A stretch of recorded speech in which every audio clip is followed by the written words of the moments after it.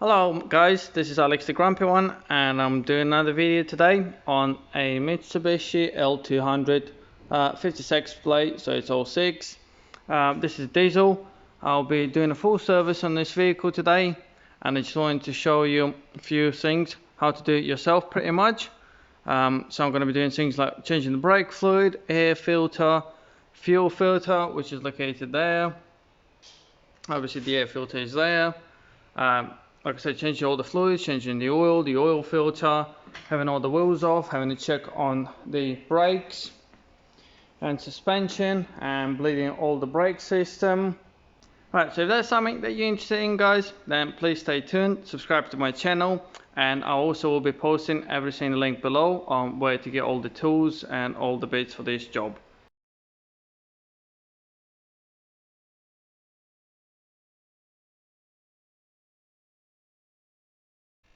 Right guys, so I just want to show you the tools you're going to need to use for the full service on the L200 Mitsubishi DI-D engine. So you're going to need a grease gun for the prop shaft to lube them up. Obviously you're going to need the torque wrench to do the wheels up to the right torque. Then I've used that little Milwaukee gun to undo the wheels and do them up back up as well. The oil adapter, but you can also use the grips. I've also had to use them to undo the fuel filter. A 24 spanner for the front diff and rear diff draining nuts and inspection nuts, so you're going to need that for that one. Also 17mm and a ratchet for the oil drain plug. They're going to need 10 and 8mm spanners for the brake fluid bleeding nipples on the calipers. This set will be handy for all of them, to be honest, including removing the fuel filter support bracket. You're going to need 12 or 30mm for the nuts that hold it on. The hammer to smack the rear drums off because they're going to be seized. Also the pliers to remove the clips on the fuel pipes hoses, so you got them there, and this is just to remove the hoses off when they're seized up, to just move it around the rubber so it lets it go. And obviously the sockets, I've used the 12mm to remove the shield under the vehicle to get to the oil plug. And here's the, for the people that haven't got air tools, air compressor, this is to change the brake fluid and clutch fluid if you want to. So it's very handy vacuum pump. It's obviously not just for the brake fluid changes, but it is very handy. You can change any fluid, and you can also operate the vacuum tools with that, as you got the gauge there as well, which is very handy. So yeah guys, I'm going to put the tools in my description below, and also all the torque settings and everything else that you need, the oil quantity and etc. for this job. And you can get any of them tools. Most of the tools I got from Tools to You direct. Most of the US Pro tools and Bergen, which is very handy. And like I said, I'm going to put all the links in there for you if you need any of them to do this job. If you need any more information, please let me know, comment below. And like I said, if this video will be helpful for you, please subscribe and share it. And thank you very much for watching, and enjoy.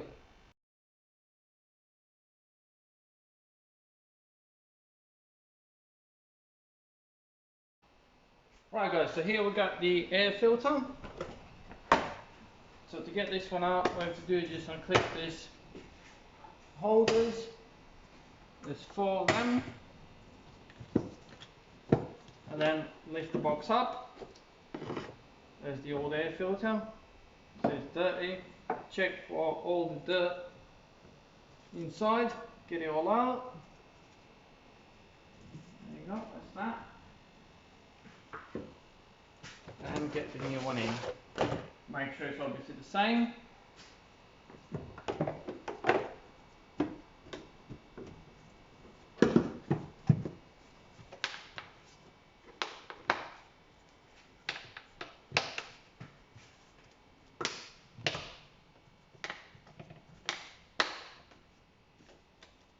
and that's the air filter done.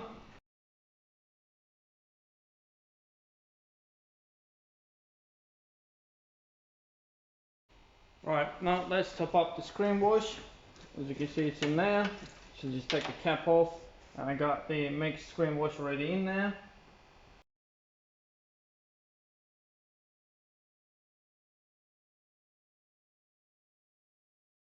Right guys, so as you can see, got the brake fluid reservoir there. So I'm going to get the pipe in there and start pumping, see what's going to happen. There you go, look, it's filling up. Straight away the pressure went up, and obviously the second in the pressure goes down. So I'm going to suck all that fluid out.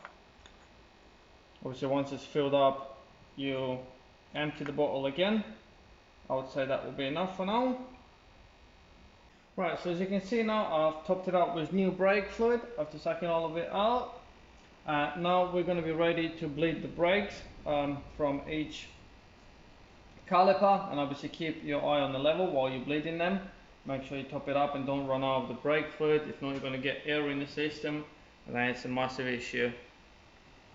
Right guys, so to bleed the brakes, you need 10 mil on the front calipers and 8 mil on the back ones.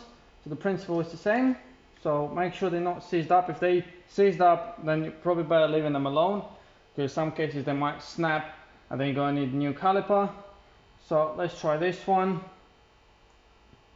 There you go. It's coming undone now. So gonna, depending on what kind of bleeder you got, you obviously either got the compressor one, which is a lot easier and handier. I'm gonna get that soon, but for now I only got this manual one, so I'm gonna use that. So put that on there, make sure that's undone.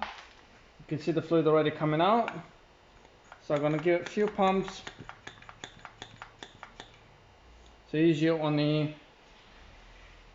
compressor one, I'll give it 20 seconds on each caliper to suck the fluid in. You see I'm sucking that one in now.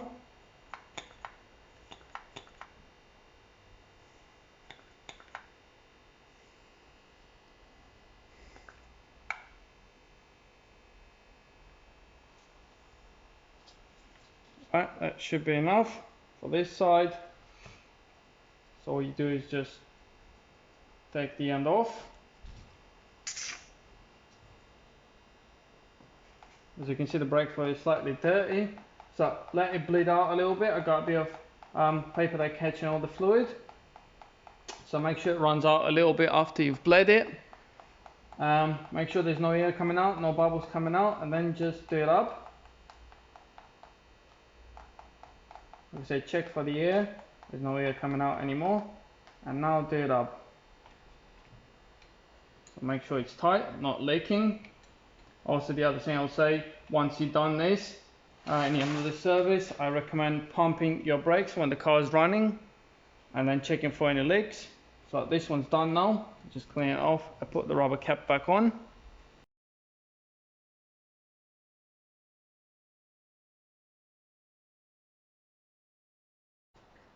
Right, so now we're gonna change the fuel filter. For that, we're gonna need to unplug the sensor and disconnect that from the bracket. Also, we need to remove these two hoses.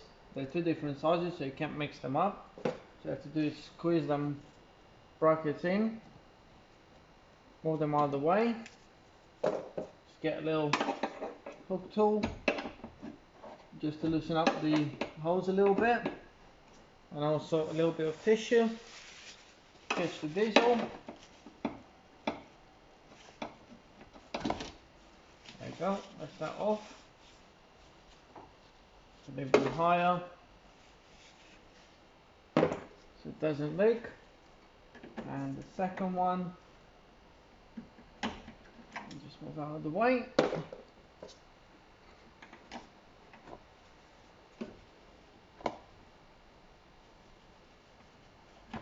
Same thing, loosen up the hose a little bit first. Now get a bit of tissue.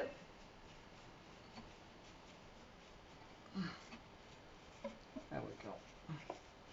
So luckily these filter has got a mechanical pump on it, so it can pump. Once you install the new filter, it'll pump the diesel into it, so they have to. That's how you pretty much bleed the system.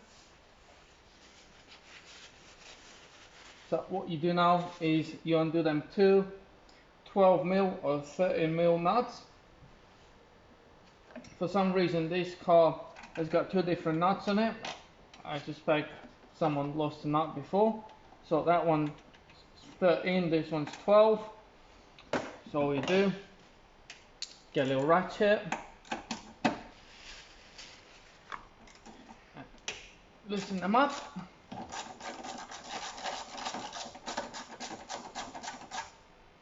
There you go, that's one. And that's another one. So once you've done them, it'll be handy if you got a vise that you can put the fuel filter in, or like a holder, because you're gonna see now. Once you take it out, so this is the old filter. You'll have to unscrew it now. You have to remove this part. This is what you used to bleed the water out of it, but today we're changing the whole filter, so I don't need to bleed the water. So you have to undo this bit, and it'll come. The new filter will come with the new seal for that. You have to replace that, and there's also going to be another rubber seal on there. Right. So once you got the filter off, you need the grips, like I said, to undo the bottom bit. Depends how tight they are. So you lock the bottom bit in, the plastic one, and that comes undone. So that's loose now. So it'll start leaking diesel, and like I said, the other bit, it's handy if you got a vise to lock this in while you're undoing this, because sometimes some garages do them up too tight, so they very tight. So this one was, I had it in the vise and I had the grips on it, so I fully unlocked them.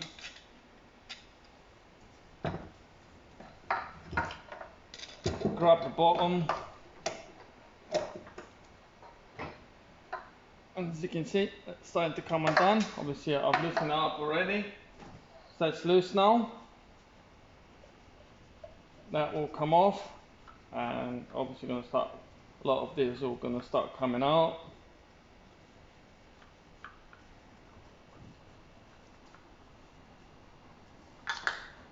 There you go, so that's that off.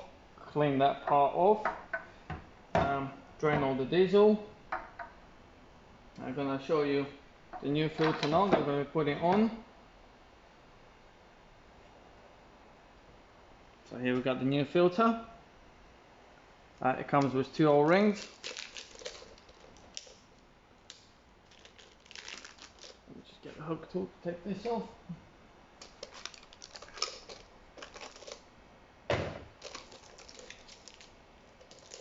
Once you got the plastic cover off, you got two rings, like I said. I usually put either a bit of oil or diesel on the rubber rings, just to make sure it slides on easier. I'm gonna get diesel on it anyway, but it helps tighten everything up. So that's the new one ready. So like I said, so let the diesel come out. Clean this part. Make sure it's nice and clean. So remove the bottom. Drain all the diesel out.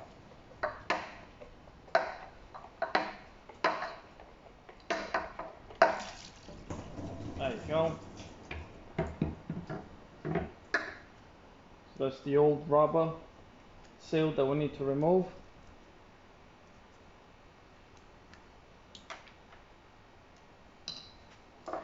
As you can see, there's a bit of dirt on there, so I'll clean that off.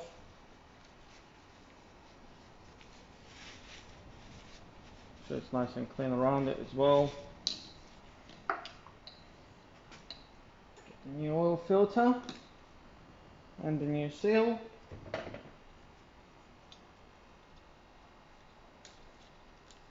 That's the new one on. Screw that on there.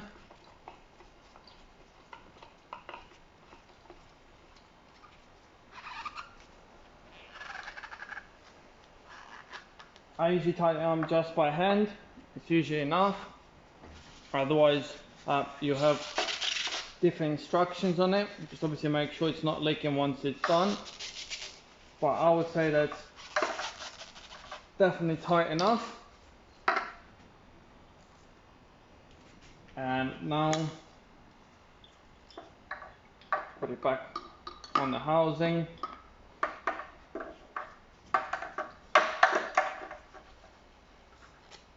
There you go. So you can put it now in the vise if you want to tie it up.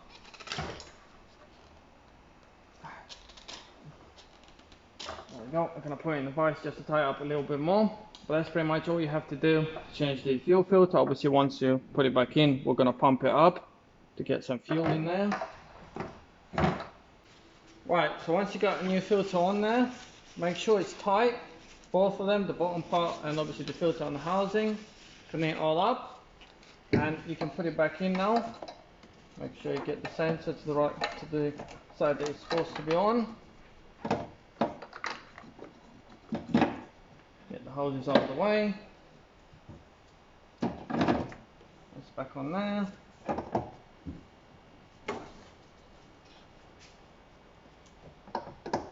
The hose is back on.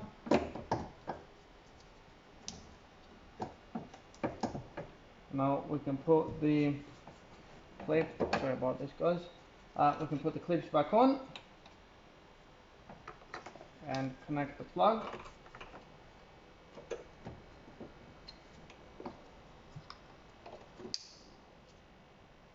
And obviously then do the nuts up. So let's put this back on. There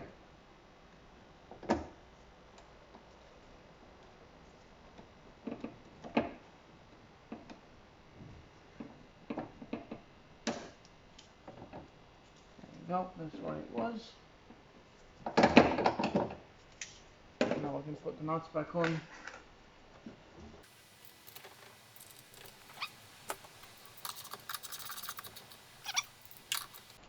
And now we can pump the manual pump. Start getting some fuel into it. It's going to take a while. Once it's done, you can always turn the ignition on to help. But once it's done, you're going to feel the pump going very hard. Like I say, keep on pumping. Also check for any leaks. So just keep on pumping until it goes hard. Right guys, so once this went hard, we're going to start the vehicle up. Obviously make sure your oil cap is on and you got oil in the car. And set for this, ready to start, and I'm just going to try and start it up now.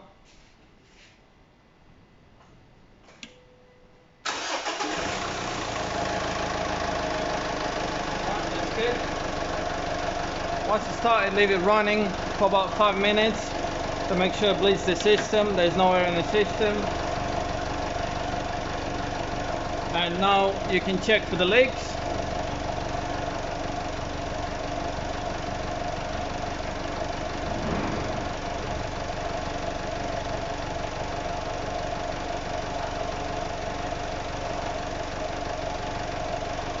Yeah, looks all good to me.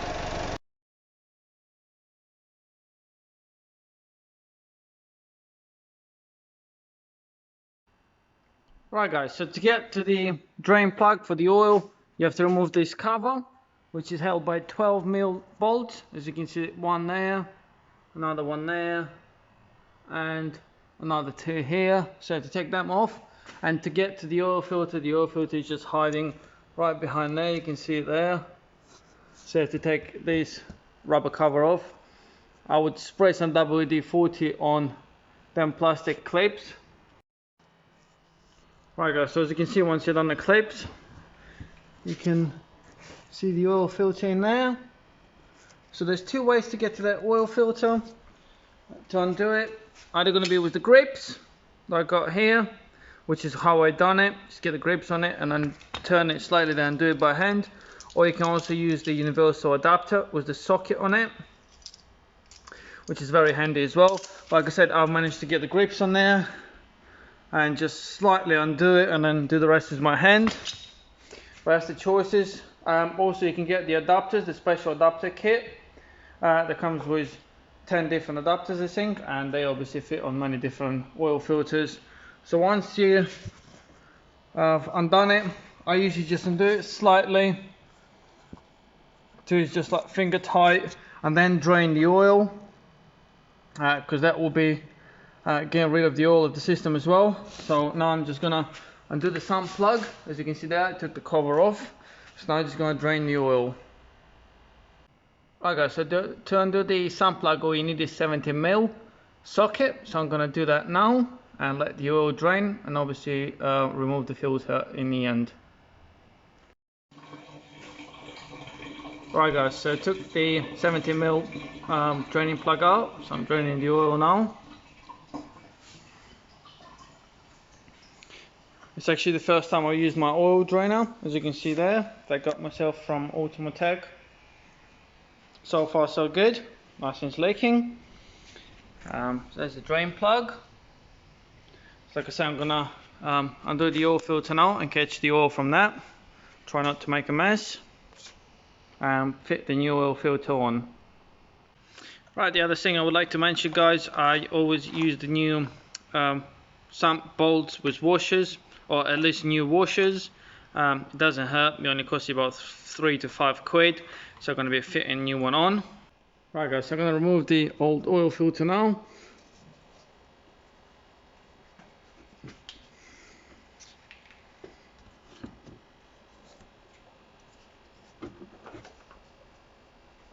Try not to make a lot of mess. It should have been draining all the time that I was draining the oil, because I left it loose.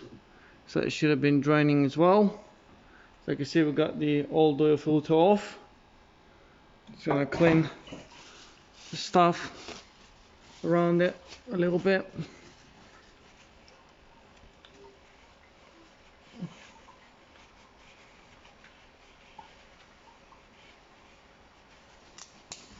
Just make sure that everything's clean around there where the new filter is gonna go.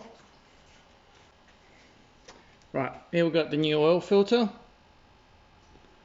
So if you need the part number, that's the part number, but obviously every brand is different part number. So you can see, just to check, they're both the same, the fittings are the same. So that looks good to me. Now I'm going to fit this one on, and as all metal oil filters, you do it hand tight, make sure it's obviously tight, and once you put the oil in, you check it for leaks. I'm going to do it up hand tight, just going to double check it.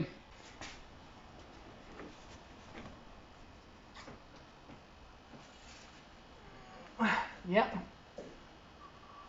that's as tight as it will go with your hand. If you're not sure, you can always use the grips or the adapter, but I'm sure that will be more than enough. And now we'll put all the clips back on, and that's the oil change done. All we have to do now is put the oil back in. Right guys, so for the oil on my website, it come up with from 6.4 to 7.3 liters. So I'm going to start with 6.4, and it also said 530 C3 oil, but I'm going to show you all of that data in the end of the video anyway. So now I'm going to fill some oil in it. Right guys, so I've put 6.5 litres of oil in it so far. I've just checked the dipstick and it's just slightly above maximum, but that's obviously without starting the car. So now I'm going to start the vehicle up, and obviously a lot of it going to go into the oil filter. So I'll start up for 10 seconds and then double check the level.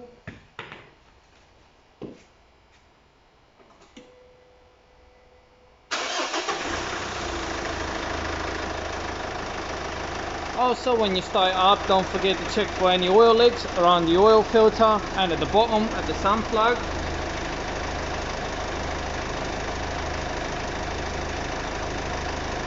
So like I said, let it run for 10 seconds. Turn it off. let it stand for a few seconds, and now let's check the oil level again.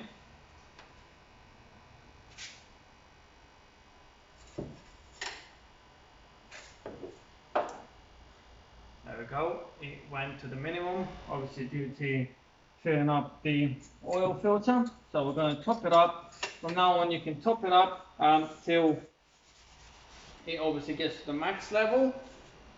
So I'm pretty sure it's going to take 7.2 or 7.3. So I'm just going to top it up now. Right guys, so in my case this actually took 7 liters. I've just topped it up and it's on 7 and it's right on the max level.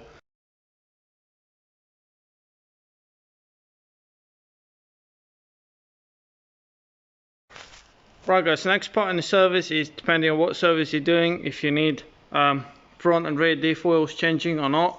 I'll still recommend checking the oil. So I've just undone that one. So all you have to do is use the 24mm socket or spanner, get it on there, undo it, and if it starts leaking gear fluid, then it's obviously on the level. But if you need changing it, I definitely recommend doing that first. Make sure that it's loose before undoing the drain one, which you got there, which is 24 as well. So I definitely, like I said, recommend doing the top one first, because what you don't want is do the bottom one, drain everything, and then find out that the top one is seized or not coming undone. So like I said, definitely do that top one first. Check the level. If you need to change it, then I'll do the bottom one and drain it. And it is the same at the back.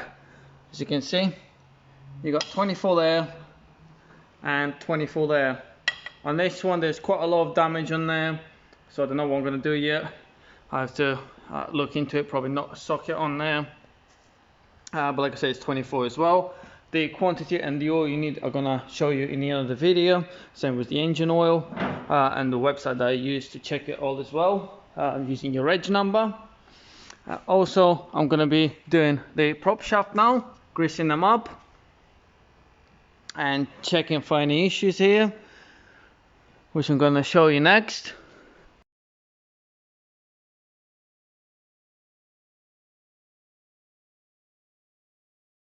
Right guys, so while under the car, don't forget to grease the prop shaft joints. As you can see, I've done that one up there. So you have to obviously have a grease gun. Like you see, I got my one there with the end that goes on the greasing nipple. So you plug that in and then pump it in, and then you'll see the grease coming out on the joints. So keep on pumping till it comes out on them side joints. So you're gonna have one there, the other one here, as you can see, that one there. Also you're gonna have another one on that one, and the same on the front prop, you can see there, and that one as well. So that all got bleeding points, so definitely grease them up as it's part of the service.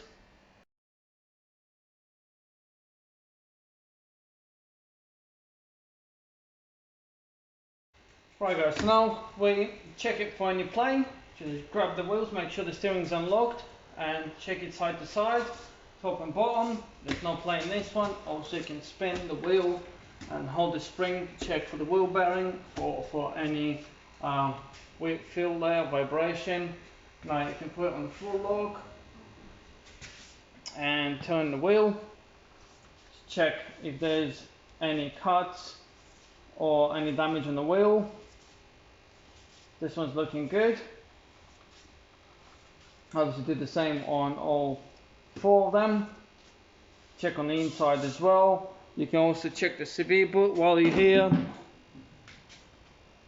So if you have a look while you're turning the wheel, you can see if there's any bulge or anything on the tyre or any damage to the sidewall.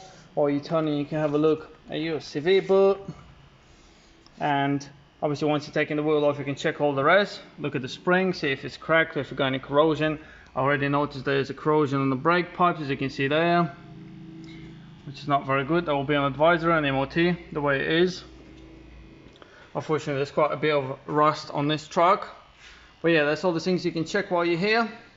Also look at all your bushes, the D-bushes, for cracking or damage.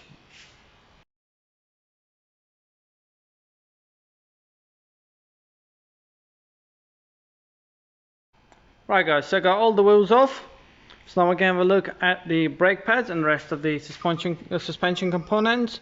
As you can see, some of the seals starting to deteriorate. That's not too bad yet, but you need to keep an eye on it because it might split, then it's going to be an issue. And you can check your brake pads. So they all look good. I can see the discs and pads are quite recent. There's plenty of pads left. Check all the other seals, and like I said, all the bushes, the boots, and etc. All your brake hoses for any crack or damage or leaks.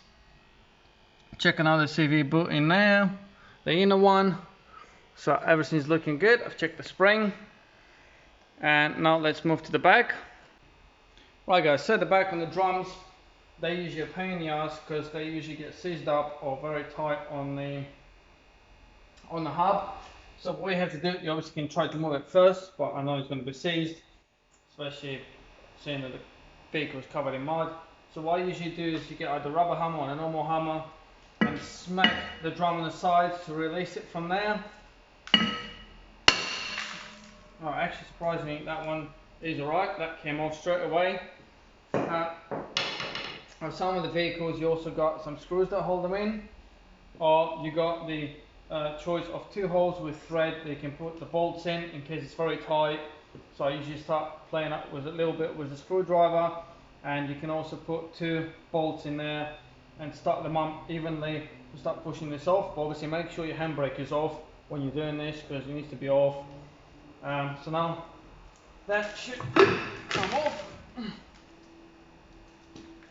Once you got this off, you need to get some brake cleaner and obviously clean all the dust out. Check for any leaks of fluids. And I'm going to show you now what I usually do. So I usually get a screwdriver on each side and try and push the drums one way and the other. Make sure that the cylinders is moving, they're not seized up. Also obviously check how much shoes you got left. Check for any damage or any cracking or if it's coming apart. The other thing I do is I always pop the seal a little bit. Check if there's any brake fluid or anything in there. If it's leaking, so that looks dry, that's good. So put that back on. And I'll check the other side. Yeah, that's all dry as well, so that's good. So if you got an issue, if it's leaking or there's some issue, you're gonna start leaking brake fluid from there. So that means you need to replace the cylinder. So like I said, while you're here, clean everything up with brake cleaner, spray it all around, and then you need to grease it up. So the greasing points are, you have to push the shoe off, there's a greasing point there, another grease point there, and I usually grease it up on these points as well. So all I do is copper grease, so the same on the other shoe, there's greasing points of where they're moving, that will help it moving when you're braking and moving back as well, and also when you're applying the handbrake and etc. And it will reduce the noise as well. Right guys, the other thing I want to tell you is the handbrake adjustment is done on each wheel, obviously at the time. You got the little wheel there on the shoes. So what you do is you adjust it to tie it up is this way. There's also a rubber grommet that you can take out from the other side to adjust it. So there's 2 ways of doing it. You can either adjust it few clicks depending on what your handbrake is like, and then try and put the drum back on. If the drum back on or goes back on alright, that might be enough. If not, you can take the rubber out and then get on the other side, use the screwdriver, tie it till it completely locks the wheel, and then usually I do about 3 clicks back, or maybe 6 clicks back, depending obviously on the vehicle. On this one I would take the rubber off, like I said, I'll lock it up, make sure the wheel is locked, and then unwind it, maybe 6 clicks. If you need more, then do more, just make sure obviously it's spinning and there's no noise. So that's how you do the adjustment. Obviously the other side is the same. Right guys, so to bleed the brakes you need 10mm on the front calipers and 8mm on the back ones. So the principle is the same. So make sure they're not seized up. If they seized up, then you're probably better leaving them alone, because in some cases they might snap and then you're going to need a new caliper. So let's try this one. There you go. It's coming undone now. So gonna, depending on what kind of bleeder you got, you obviously either got the compressor one, which is a lot easier and handier. I'm gonna get that soon, but for now I only got this manual one, so I'm gonna use that. So put that on there, make sure that's undone. You can see the fluid already coming out. So I'm gonna give it a few pumps. So usually on the compressor one, I'll give it 20 seconds on each caliper to suck the fluid in. You see I'm sucking that one in now.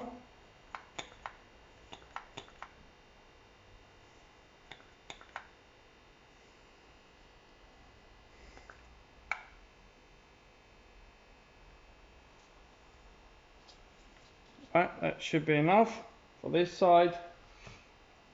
So all you do is just take the end off. As you can see, the brake fluid is slightly dirty, so let it bleed out a little bit. I got a bit of paper there catching all the fluid, so make sure it runs out a little bit after you've bled it. Make sure there's no air coming out, no bubbles coming out, and then just do it up. Like I say, check for the air. There's no air coming out anymore, and now do it up. So make sure it's tight, not leaking.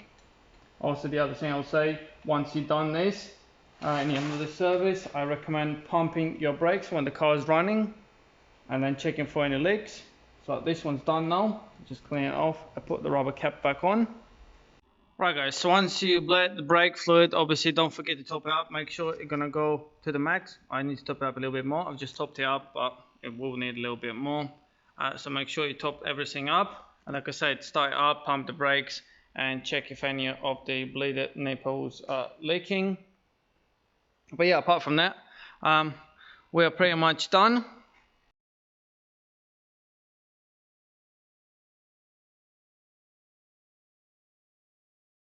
Right guys, so everything's done now. I finished my full service. Also, like I said, don't forget to torque your wheels up. I'm gonna put all the torque settings and all the stuff you need to know for this job in description below. If you need any more information, or if you think I've missed something, please let me know. Yeah, so I hope this was helpful for you guys. If it was, then please subscribe to my channel for more helpful videos, and like my video and share it. And like I said, all the tools you need for this job, or if you need anything else, it will be in the description below. If I missed anything, please let me know. I don't mind putting it on. And if you need any more information, like I said, I'm always free. Give me an email or comment below, and I'll get there as quick as I can and try and help you as much as I can. So thank you very much for watching this video guys, and have a good day and stay safe. Bye.